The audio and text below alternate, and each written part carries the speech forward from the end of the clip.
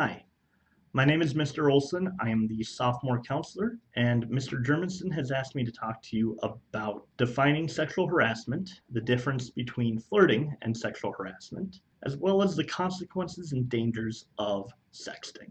Sexual harassment is defined as any unwanted leering, staring, sexual flirtations, or propositions.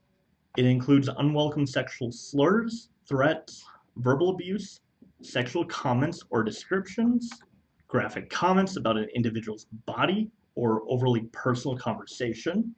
Sexual harassment also includes unwanted sexual jokes, stories, drawings, pictures, or gestures.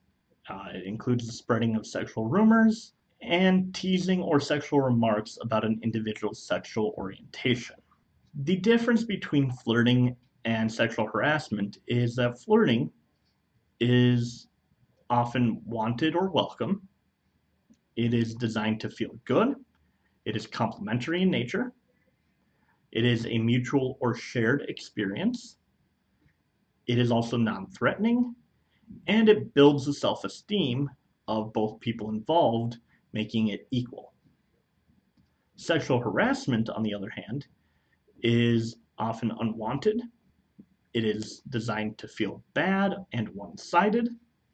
It includes threatening, demeaning, or insulting, and its very nature is to build the ego of the giver while tearing down the self-esteem of the recipient, meaning that one person gains power over another. Sexting is defined as sending sexually explicit messages or photographs, primarily through a cell phone, and one study showed that 20% of teens aged 10 to 15 have reported receiving at least one sext, while 5% reported having sent at least one sext. 39% of people have sent or posted a sexually suggestive message. So one of the consequences that a lot of people don't think about when sending explicit messages or images is how quickly it can travel and how out of control it can get. One of the things that can happen is that, let's say you take an image and you send it to a significant other. They in turn can, often without you knowing, send that to a friend. That person in turn sends it to a friend, who sends it to another friend, and another friend. And ultimately, you run the risk of a parent, a teacher, or a future employer possibly seeing those images. The other danger is that that significant other could post those images to a website like Instagram or Facebook.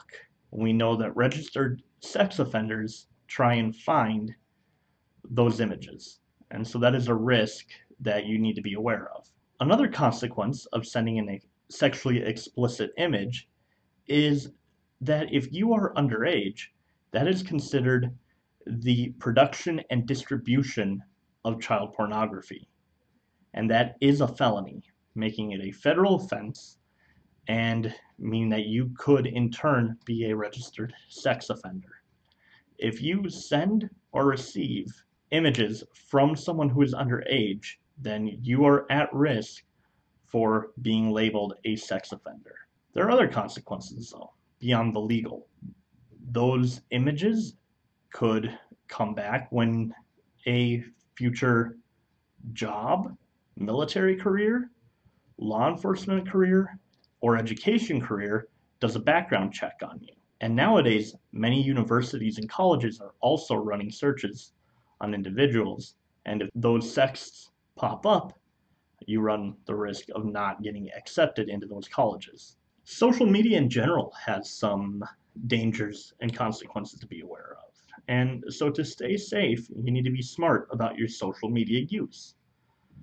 Your parents or guardians should know your passwords and have access to them. Don't create fake profiles and never accept a stranger's friend invite. General rule is to not post anything you don't want your parents or teachers seeing. And be careful what you all add on your profiles. Many of you share information that you don't realize is open to everybody. A good piece of advice is to go to age-appropriate sites and use age-appropriate apps. They have those ages on there for a reason. Be smart about what you're doing and what you're posting online. going further with would you talk to a stranger is would you share your personal information with a stranger? We know that people add people on Facebook or Snapchat or Instagram that they don't actually know. And you run the risk of a person like this or like this in reality being someone who looks like this. Fake profiles exist. We know they do. Be aware of who you're sharing your information with. Ultimately, it comes down to being smart on your phone, on your apps, and on your social media. Thank you. All right, Coyotes. Principal Germanson here. I have some important announcements to talk to you about. Actually, some school policies that we need to make sure that we are following. Not only is this the law, but it also is obviously just good behavior. So I'm going to be talking about a school board policy, non-discrimination, and anti-harassment policy. And I have to tell you about this stuff, and I have to read you the policy actually word for word. So you're going to have to bear with me. I'm just going to read the highlighted part, but I need you to follow along as I'm reading this. All right? All right, let's start off. This is actually School Board Policy AAC, Non-Discrimination and Anti-Harassment Policy. All right, the Williston Public School District is committed to maintaining a learning and working environment free from discrimination and harassment in all employment and educational programs, activities, and facilities. The district prohibits discrimination and harassment based on a student's parents, guardians, or employees' race, color, religion, sex, gender identity, national origin, ancestry, disability, age, or other status protected by law. It is a violation of this policy for any district student, parent, guardian, employee, or third party to discriminate or harass against another district student or employee based on any status protected by law. If the conduct occurred within the context of an education program or activity, or if the conduct had a continuing effect in the educational setting of a program or activity, or if the conduct had a continuing effect in the educational setting of a program or activity occurring on or off school district property. Basically what this is saying is you cannot discriminate or harass people, and that means from student to student, teacher to student, teacher to teacher, principal to teacher, principal to student, that kind of thing. This is a safe environment for everyone, okay? All right, so this is not only for you students, but this is also for teachers and custodians and workers in the office, and we're talking about people working in the kitchen, okay? It's this Williston High School has to be a safe place, all right? The district shall promptly investigate any discrimination, harassment, or retaliation complaint and act on findings as appropriate, which may include disciplinary measures such as termination of employment or expulsion in accordance with the board policy. So obviously that is one of those things where if you're a worker, you'll be fired, and if you're a student, you can be expelled. All right. So there's a part for employees. Well, I'm going to read the one for students. For students, when the conduct is sufficiently severe, persistent, or pervasive so as to limit the student's ability to participate in or benefit from the educational program, or to create a hostile or abusive educational program. All right, sexual harassment. Sexual harassment is a form of harassment based on sex or gender identity. It is defined as unwelcome sexual advances, requests for sexual favors, and or other verbal, written, or physical conduct or communication of a sexual nature when it is quid pro quo, meaning submission to such conduct or communication is made a term or condition, either explicitly or implicitly, on the basis for employment decisions or educational decisions or benefits for students, or it creates a hostile environment, meaning unwelcome sexual conduct or communication that is sufficiently serious to deny or limit a student's ability to participate in or benefit from the school's programs. Sexual harassment examples include sexual or dirty jokes, sexual advances, pressure for sexual favors, unwelcome touching such as patting, pinching, or constant brushing up against, displaying or distributing of sexually explicit drawings, pictures, and written material, graffiti of a sexual nature, sexual gestures, touching oneself sexually or talking about one's sexual activity in front of others, spreading rumors about or rating other sexual activity or performance, remarks about an individual's sexual orientation, or sexual violence, which would include rape, battery, abuse, and sexual coercion.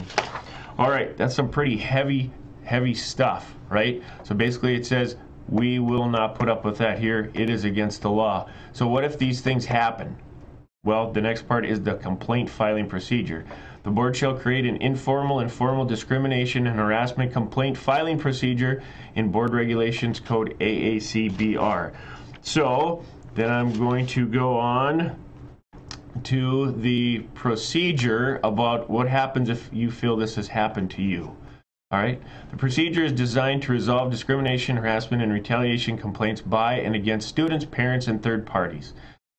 So a complaint must be filed, may be filed verbally or in writing, and should be filed as soon as possible after the alleged discrimination, harassment, or retaliation.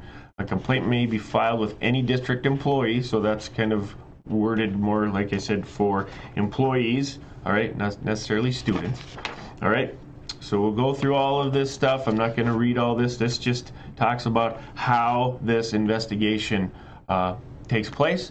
This is on our Williston Public School District website. There's our graduating class from last year. There's no case right there, right in the front ground, raising up his hand.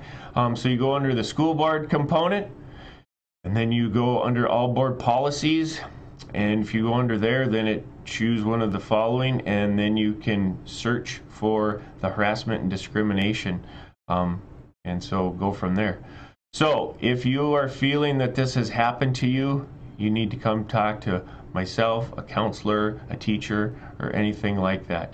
Because, as my next slide shows, newsflash, sexual harassment is against the law, and we won't put up with it here at Williston High School. All right, this has got to be a safe place for all. For, like I said before, students, teachers, teachers, principals, students, principals, teachers, right? So, can't do it, don't do it. If you do, you can be suspended or expelled. And like I said, we want to make this the best school ever.